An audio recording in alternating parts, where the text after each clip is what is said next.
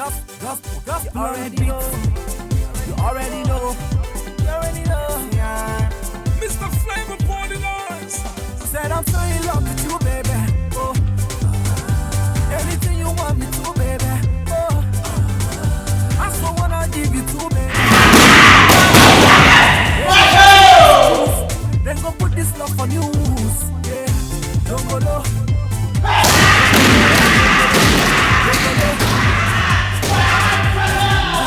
Bonjour, je m'appelle Balé Jay. Je suis capitaine de l'équipe nationale du Sénégal de taekwondo. Je suis dans la catégorie des moins de 68 kg. Actuellement, je suis en phase de préparation pour Rio 2016. Et j'ai remporté 4 fois les championnats d'Afrique, les championnats du monde francophone. Je suis double médaille mondiale à Copenhague en 2013, médaille de bronze. Et en 2013 au Mexico, à Puebla, une médaille de bronze. Et je peux dire que j'ai presque tout gagné en Afrique et il me reste que la médaille olympique. Le projet à long terme, on peut dire que c'est décrocher une qualification olympique pour Rio 2016 et gagner les Jeux africains qui vont se dérouler au mois de septembre en RDC Congo. Donc on peut dire qu'en grosso modo que j'ai ces 3 objectifs, c'est-à-dire championnat du monde dans 2 semaines, les Jeux africains au mois de septembre et au mois de janvier une qualification olympique pour le Sénégal pour Rio 2016.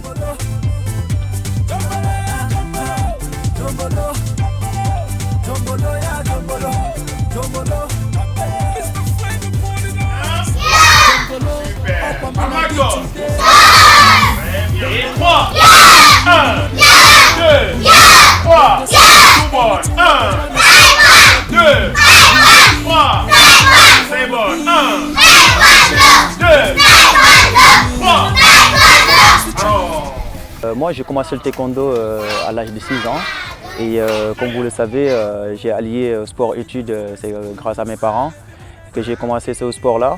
Et comme vous le savez, aujourd'hui, ce matin, on est parti dans une école qu'on appelle École Rahma. C'est une école où les enfants pratiquent le taekwondo à bas âge. À l'âge de 6 ans, maternelle, ils sont nés dedans en faisant leurs études et en même temps le sport.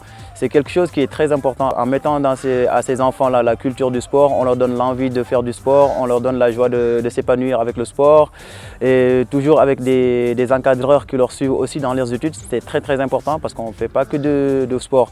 Le sport de haut niveau demande aussi que l'athlète soit bien inculqué au niveau éducatif. Donc moi j'apprécie bien cette école-là, raison pour laquelle quand je viens au Sénégal, je passe là-bas pour leur dire bonjour et des fois un petit peu s'entraîner avec eux. Donc c'est très important d'allier sport-études, raison pour laquelle je sollicite tous les sportifs, toute la jeunesse sénégalaise de ne pas se fier seulement au sport, de faire sport-études parce que dans la vie d'une carrière sportive c'est très court et dès qu'on termine il faut avoir quelques bagages, c'est-à-dire les diplômes pour pouvoir s'intégrer dans le milieu professionnel. En 2009, c'est une médaille que pour la première fois un Sénégalais chez les garçons remporte une médaille de cette grande envergure, c'est-à-dire les championnats du monde. J'ai décroché ma première médaille, j'ai été reçu tous les honneurs du Sénégal par le ministère des Sports, le Comité national olympique. En 2013, quand j'ai décroché ma 2e médaille, qui est une médaille franchement très difficile parce que le taekwondo, on est passé à l'ère électronique. Et Dieu a fait que je me suis bien préparé comme il faut, avec les moyens du bord, avec tout ce qu'il faut. Je peux dire même que j'ai investi presque toutes mes ressources, tout mon argent pour me préparer pour cette compétition. Et ce qui m'a permis de décrocher ma 2e médaille mondiale à Puebla. C'est une médaille que je dédie pour le peuple sénégalais. Et je ne m'arrête pas là. L'objectif principal pour moi, comme vous l'avez dit au départ, c'est Rio. Donc je suis concentré que sur ça. Actuellement, je suis en phase de préparation pour Rio et je m'entraîne dans un centre en Allemagne qui s'appelle le TCC, c'est-à-dire Taekwondo Competence Center, avec un coach qui s'appelle Markus Kollefeld, qui est l'entraîneur olympique de la Suède actuellement, qui était l'entraîneur olympique 2 fois de l'équipe d'Allemagne, qui a remporté des médailles olympiques et tout ça. Je m'entraîne 3 fois par jour, des fois voire 4 fois par jour. Donc toute ma vie se résume que sur l'entraînement de taekwondo, c'est-à-dire que je me réveille le matin, je suis sur mes entraînements, l'après-midi je suis dans les entraînements, le soir je suis dans les entraînements. Depuis que j'ai intégré en Allemagne, j'ai obtenu de bons résultats et je suis bien classé sur le ranking mondial. Je suis bien suivi au niveau médical, je suis bien suivi au niveau des entraînements et au niveau aussi de l'alimentation, au niveau diététique, je suis bien suivi. Parce que sportif de haut niveau ne se permet pas de s'alimenter comme il veut. Il y a des exigences et il faut se fier à ces exigences-là. Et il faut que les athlètes aussi comprennent que On est être humain, mais derrière, il y a un staff qui est là pour nous pousser au bout. Ce n'est pas nous seulement. Moi, si je suis là avec mes performances, c'est grâce au médecin à qui je vois tous les jours, le diététicien que je vois tous les jours, le préparateur mental qui est mon pote, c'est celui qui me prépare le plus que mon entraîneur technico-tactique. Parce que quand on est solide mentalement dans la tête, on peut y arriver à des résultats que personne n'imagine. Pour moi, les difficultés majeures que je traverse actuellement depuis un petit moment, c'est la subvention de mes compétitions. Parce que je ne peux pas rester seulement dans le centre m'entraîner sans combattre. Parce qu'en combattant, quand il est au frigo, bien congelé, quand tu le sors dedans, il faut que vous attendez beaucoup de temps pour que ça se décongèle pour pouvoir activer. Non, non, non. Je suis obligé de me sacrifier, d'aller dans toutes les compétitions pour décrocher des médailles, pour décrocher les points, pour être bien placé sur le ranking. Et puis, si je ne participe pas à ces compétitions, je n'ai pas de chance de me qualifier. Raison pour laquelle je me bats depuis le mois de janvier. Je participe actuellement, je suis à 9 compétitions que j'ai financées moi-même. Et je le fais parce que j'ai envie d'aller aux Jeux Olympiques. J'ai promis ça au peuple sénégalais. C'est ce que je traverse. Je me bats, des fois je m'entraîne, des fois je viens au Sénégal pour taper à des portes de gauche à droite et essayer de trouver quelques moyens pour partir, faire des compétitions. Et c'est les plus grosses difficultés que je rencontre. Et aussi, quand je viens au Sénégal, le problème au Sénégal, c'est les infrastructures.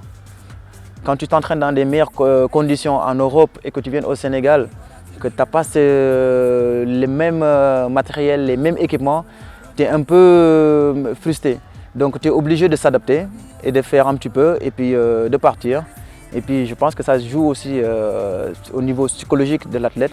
Parce que l'athlète, il a besoin de rester calme, tranquille. Tout est programmé, il ne pense à rien du tout, il pense qu'à ses objectifs, il pense qu'à ses rêves, il pense qu'à décrocher des médailles. Et pour cela, il faut les moyens.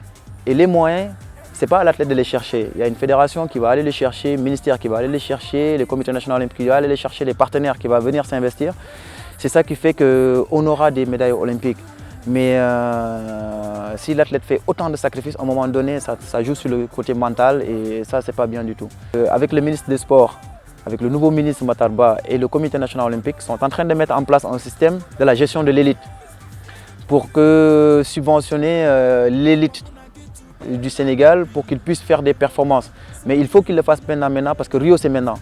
Il ne faut pas qu'on attende 3 mois, 2 mois pour le faire. C'est maintenant qu'il faut soutenir les athlètes, qu'il faut mettre des contrats d'objectivité, qu'il faut voir leur progression, qu'il faut avoir une suivi pointu à ces athlètes. Seulement pas les aider et les laisser, non. Il faut qu'il y ait une suivi de rigueur, une suivi pointu dans leurs résultats, dans leurs performances et ça c'est très très très important.